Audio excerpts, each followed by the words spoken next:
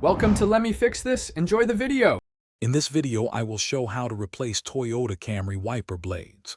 First, gather your new wiper blades, a soft cloth, and perhaps a small flathead screwdriver if needed. Make sure your Camry is parked on a level surface with the ignition off.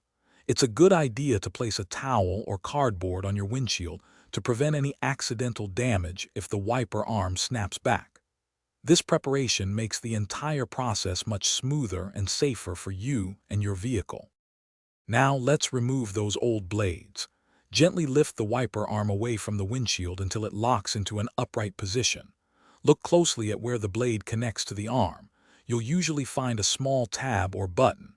Press this tab and slide the old blade straight down or up, depending on the connector type, to release it. Always hold onto the wiper arm firmly to prevent it from snapping back and potentially cracking your windshield. Take your time with each side. With the old blades removed, it's time for the new ones.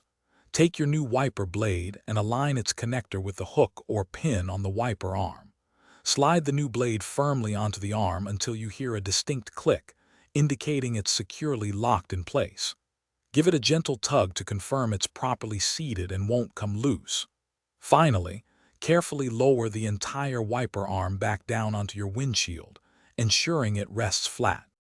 You're almost done. Before hitting the road, test your new wiper blades.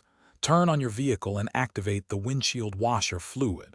Watch closely to ensure the blades clear the glass effectively, without leaving any streaks or unwiped areas. Listen for any unusual noises during operation. Remember, replacing your wiper blades every 6 to 12 months, or as soon as you notice reduced visibility, is crucial for safe driving. Thanks for watching. If you found this helpful, don't forget to like and subscribe.